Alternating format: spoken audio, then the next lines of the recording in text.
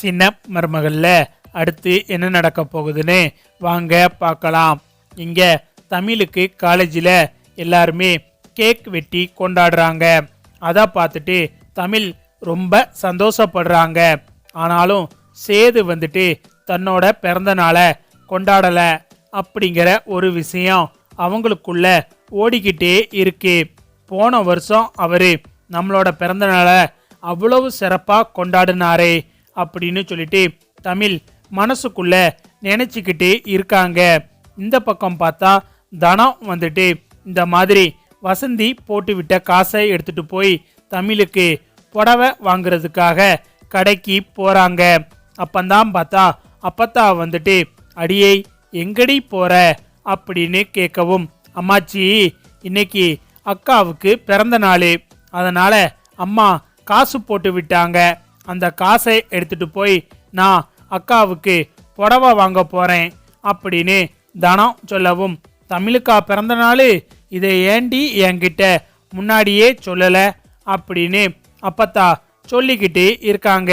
சரி இப்ப அவ எங்க அப்படின்னு சொல்லிட்டு அப்பத்தா கேட்கவும், அக்கா சொல்ல சொல்ல கேட்காம வேலைக்கும் காலேஜுக்கும் கிளம்பி போயிருச்சு அப்படின்னு சொல்லிட்டு தனம் சொல்லவும், அவ எவ்வளவு சொன்னாலும் கேட்க மாட்டா, சரி நீ கடைக்கு போயிட்டு வா, உனக்கு இங்க நிறைய வேலை இருக்கு அப்படின்னு சொல்லிட்டு அப்பத்தா சொல்லவும், சரிங்க அம்மாச்சி போயிட்டு வாரேன் அப்படின்னு சொல்லிட்டு தனம் போகவும், இங்க அப்பத்தா வந்துட்டு மலரு மோகனா எல்லாரையும் கூப்பிட்டு, அடியே மலரு, இங்க பிறந்த நாள் விசேஷம் நடக்க போகுது, தமிழுக்கு இன்னைக்கு பிறந்த நாள், யாருக்கிட்டேயும் எதுவும் சொல்லாம வீடு முழுக்க பலூன் கிளூனெல்லாம் கட்டி அலங்காரம் பண்ணுங்கடி அப்படின்னு அப்பத்தா சொல்லவும், மலர் வந்துட்டு ரொம்ப சந்தோஷமா வீட்டை அலங்காரம் பண்ணிக்கிட்டு இருக்காங்க. மோகனா ஒரு பக்கம் அலங்காரம் பண்றாங்க. அடுத்து பார்த்தா தனமும் புடவைய வாங்கிட்டு இங்க வீட்டுக்கு வந்துடுறாங்க. இங்க வந்து பார்த்தா வீடே ரொம்ப அழகா இருக்கு. அம்மாச்சி அக்காவுக்கா பிறந்த நாள் கொண்டாட போறீங்க அப்படின்னு சொல்லிட்டு தனம் கேட்கவும், ஆமாண்டி உன் அக்காவுக்கு தான் அப்படின்னு சொல்லிட்டு அப்பத்தா சொல்லிக்கிட்டு இருக்காங்க. சேது வந்து வெளியே நிக்கிறாரு.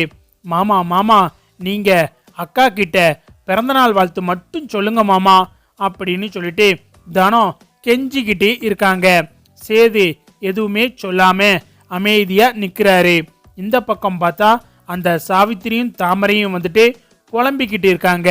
அம்மா என்னம்மா உன் அம்மா வீட்டை இம்புட்டு அலங்காரம் பண்ணி வச்சிருக்கு, யாருக்கும் பிறந்த நாளா என்ன அப்படின்னு சொல்லிட்டு யோசிச்சுக்கிட்டு இருக்கும்போது தமிழ் வந்துட்டு காலேஜ் முடிச்சுட்டு வீட்டுக்கு வராங்க. தனம் போயிட்டு, அக்கா அம்மா உனக்கு இந்த புடவையை எடுத்து கொடுக்க சொன்னிச்சு, நீ இந்த புடவையை கட்டிக்கிட்டு வா, அங்க உன்னை அம்மாச்சி கூப்பிடுறாங்க, நீ வாக்கா அப்படின்னு சொல்லிட்டு தனம் வந்துட்டு அந்த புடவைய தமிழ்கிட்ட கொடுத்து கட்டிட்டு வர சொல்றாங்க. தமிழும் வந்துட்டு எதுக்கு அம்மாச்சி நம்மளை கூப்பிடுறாங்க அப்படின்னு சொல்லிட்டு புடவைய கட்டிக்கிட்டு வீட்டுக்கு போறாங்க.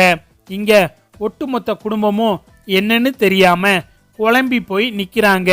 தமிழும் வந்துட்டு நிக்கிறாங்க.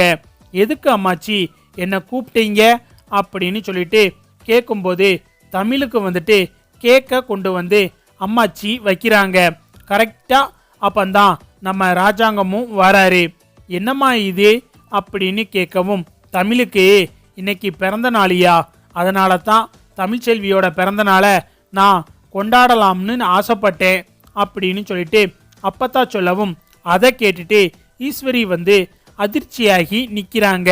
அத்தை, இவளால தான் நாங்கள் போன வாரம் உயிருக்கு போராடிக்கிட்டு இருந்தோம், இப்போ இவளுக்கு பிறந்த நாள் ஒன்று தான் கேடு அப்படின்னு சொல்லிட்டு ஈஸ்வரியை பார்த்தா அந்த கேக்கை தூக்கி கீழே எரிஞ்சிடுறாங்க. இதை பார்த்துட்டு இருந்த சேது வந்துட்டு எதுவுமே பேசாம அமைதியா நிற்கிறாரு. இங்க தமிழும் வந்துட்டு ஈஸ்வரியை பார்த்து முறைச்சிக்கிட்டு இருக்காங்க. என்னடி முறைக்கிற அப்படின்னு சொல்லிட்டு ஈஸ்வரி கத்திக்கிட்டு இருக்காங்க. உடனே தமிழ் வந்துட்டு எதையும் பொருட்படுத்தாம அவுட் ஹவுஸுக்கு போயிடுறாங்க. இங்க சேதுவுக்கும் கோபம் வருது, மனசுக்குள்ள கோபமா இருக்கு. ஆனா அவர் அதை வெளிக்காட்டாம அப்படியே இருந்துடுறாரு. தமிழ் இங்க அவுட் ஹவுஸுக்கு வந்துட்டு, ஏன் தனம் இதெல்லாம் எதுக்கு எனக்கு பண்ணீங்க, சும்மா இருக்க மாட்டீங்களா, இப்படித்தான் நடக்கும்னு எனக்கு தெரியும், அதனால தான் நான் இதெல்லாம் வேணான்னு சொன்னேன், சொல்ல சொல்ல கேட்காம நீ எதுக்கு இப்படியெல்லாம் பண்ண சொன்ன அப்படின்னு சொல்லிட்டு தனத்துக்கிட்ட தமிழ் கோவப்பட்டுக்கிட்டு இருக்காங்க. அப்பந்தான் பார்த்தா ஈஸ்வரியும் போஸும் உள்ள வாராங்க. உள்ள வந்துட்டு, என்னடி உனக்கு பிறந்தநாள் ஒன்று தான் கேடா, கொஞ்சம் கொஞ்சமா வீட்டுக்குள்ள வந்து ஒட்டிக்கிடலாம்னு பார்க்கிறியோ அப்படின்னு சொல்லிட்டு ஈஸ்வரி வந்து பேசிக்கிட்டு இருக்காங்க. நீங்க ஒன்றும் என் பிறந்தநாளை கொண்டாடணும் அப்படின்னு சொல்லிட்டு நான் ஒன்றும் உங்ககிட்ட கெஞ்சிக்கிட்டு இருக்கல, உங்க வேலை ஏதோ அதை பார்த்துட்டு போங்க அப்படின்னு சொல்லிட்டு தமிழ் திட்டி விட்டுடுறாங்க. ஆனாலும் இவளுக்கு கொழுப்பு குறைய மாட்டேங்குதுமா அப்படின்னு சொல்லிட்டு போஸ் சொல்றாரு. உடனே தமிழ் கிட்ட வந்து ஈஸ்வரி சொல்றாங்க, ஏய் என்னடி நினைச்சுக்கிட்டு இருக்க, இந்த வீட்டில் இப்ப நீ என்ன சொன்னாலும் யாரும் உன்னை நம்ப மாட்டாங்க, என் புள்ள மாமாவுக்காக மருந்து எடுத்துட்டு வந்து அவர் உசுரை காப்பாத்தி இருக்கான் அப்படின்னு ஈஸ்வரி சொல்லவும் இங்க தமிழ் சிரிக்கிறாங்க. என்னது, உங்க புள்ள மாமா உசுரை காப்பாத்துனானா, அவனே ஒரு திருடன், நான் எடுத்துட்டு வந்த மருந்தை என் தலையில அடிச்சு அவன் திருடிட்டு போயிட்டு அவன் எடுத்துட்டு வந்து கொடுத்த மாதிரி நாடகம் போட்டிருக்கான், இதையும் நீங்க எல்லாம் நம்பிக்கிட்டு இருக்கீங்க அப்படின்னு சொல்லிட்டு தமிழ் சொல்லவும் அதை கேட்டுட்டு போஸ் வந்துட்டு தமிழோட கழுத்தை பிடிச்சி நெரிச்சிக்கிட்டு இருக்காரு. உடனே தமிழ் சொல்றாங்க, ஏய் விடுடா, என்ன விடு அப்படின்னு சொல்லிட்டு தமிழ் கத்திட்டு அவனோட கையை பிடிச்சி இழுத்து விட்டுடுறாங்க. இப்ப நான் மட்டும் போய் நீ மாமாவை கொலை பண்ண முயற்சி பண்ணத அவர்கிட்ட சொன்னேன்னா அடுத்து இந்த வீட்டுக்குள்ள நீ இருக்க முடியாது அப்படின்னு சொல்லிட்டு தமிழ் சொல்லவும் இதை கேட்டுட்டு ஈஸ்வரி அப்படியே அதிர்ச்சியாகி நிக்கிறாங்க.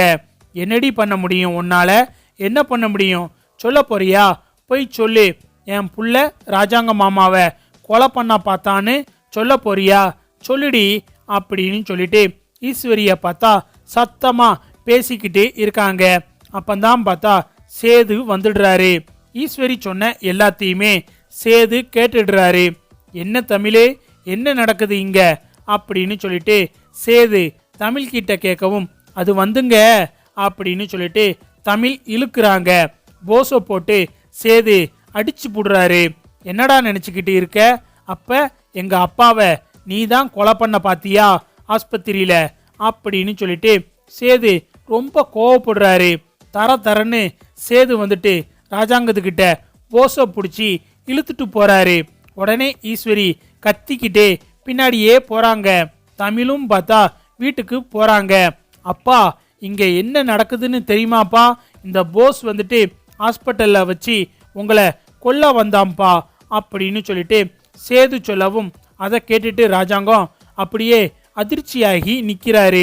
சேது என்ன நடந்துச்சுன்னு சொல்லு சேது அப்படின்னு சொல்லிட்டு ராஜாங்கம் கொந்தளிச்சு போய் நிக்கிறாரு. மாமா நான் சொல்றேன் மாமா அப்படின்னு சொல்லிட்டு தமிழ் நடந்த விஷயத்தெல்லாம் சொல்றாங்க.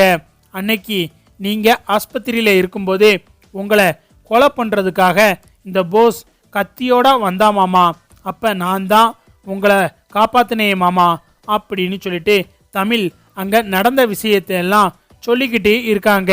அதை கேட்டுட்டு ராஜாங்கம் போஸை அடிக்க ஆரம்பிக்கிறாரு.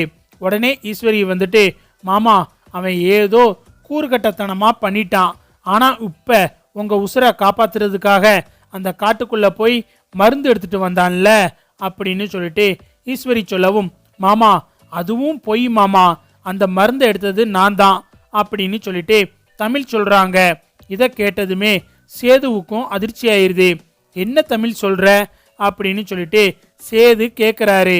ஆமாங்க, நான் தான் அந்த வண்டுகை கிட்ட இருந்து போராடி மருந்து எடுத்துட்டு வந்தேன், அப்பவும் இவன் என் தலையில அடிச்சு போட்டுட்டு நான் எடுத்துட்டு வந்த மருந்தை இவன் எடுத்துட்டு வந்த மாதிரி நாடகம் போட்டிருக்கான் அப்படின்னு சொல்லிட்டு தமிழ் நடந்ததெல்லாம் சொல்லி முடிச்சுடுறாங்க.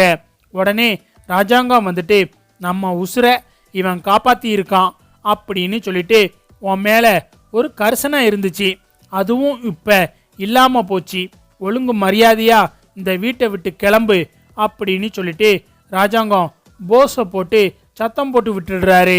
இதை கேட்டுட்டு ஈஸ்வரி கதறிக்கிட்டு இருக்காங்க. அப்பந்தான் சேது வந்துட்டு போஸை கழுத்தை பிடிச்சி வெளியே தள்ளிடுறாரு. பையெல்லாம் அள்ளி போட்டு முதல்ல இந்த இடத்த காலி பண்ணு அப்படின்னு சொல்லிடுறாரு. போஸும் பேக்கை தூக்கிட்டு தமிழை முறைச்சிக்கிட்டே போறாரு. இன்னொரு பக்கம் இந்த சாவித்திரியும் தாமரையும் வந்துட்டு அடி சக்க, இவன் இந்த வேலையெல்லாம் பார்த்துருக்கானா? அதான பார்த்தேன், இவனே ஒரு மங்குனி மடையன், இவனுக்கு எப்படி மருந்து எடுக்கிற அளவுக்கு திறமை வந்துச்சுன்னு நினைச்சேன், இவன்லாம் திருந்தர ஜென்மமே கிடையாது அப்படின்னு சொல்லிட்டு இந்த சாவித்திரி தாமரை கிட்ட பேசிக்கிட்டு இருக்காங்க. அடுத்து பார்த்தா ராஜாங்கம் வந்துட்டு, எம்மா தமிழ்ச்செல்வி, நீ ஹாஸ்பிட்டலில் வச்சு என் உசுரை காப்பாற்றினது மட்டும் இல்லாமல் திரும்பவும் நீ தான் என் உசுரை காப்பாற்றி இருக்க, 2 தடவை நீ என் உசுரை காப்பாற்றி இருக்கம்மா அப்படின்னு சொல்லிட்டு ராஜாங்கம் தமிழ்கிட்ட நன்றி சொல்லிக்கிட்டு இருக்காரு. நீ என்னை மன்னிச்சிருமா அப்படின்னு ராஜாங்கம் தமிழ்கிட்ட மன்னிப்பு கேட்குறாரு. சேதுவும் வந்துட்டு தமிழ்கிட்ட என்னை மன்னிச்சிரு தமிழே அப்படின்னு சொல்லிட்டு மன்னிப்பு கேட்டுக்கிட்டு இருக்காரு. அப்பந்தான் அப்பத்தா வந்துட்டு, தமிழே, எவ்வளோ பெரிய விஷயத்த பண்ணிட்டு எப்படி நீ இப்படி அசால்ட்டா இருக்க, நீ பெரிய மனசுக்காரி தாண்டி அப்படின்னு சொல்லிட்டு அப்பத்தா சொல்லிக்கிட்டு இருக்காங்க. அடுத்து எல்லாரும் சேர்ந்து தமிழோட பிறந்த நாளை கொண்டாட போறாங்க.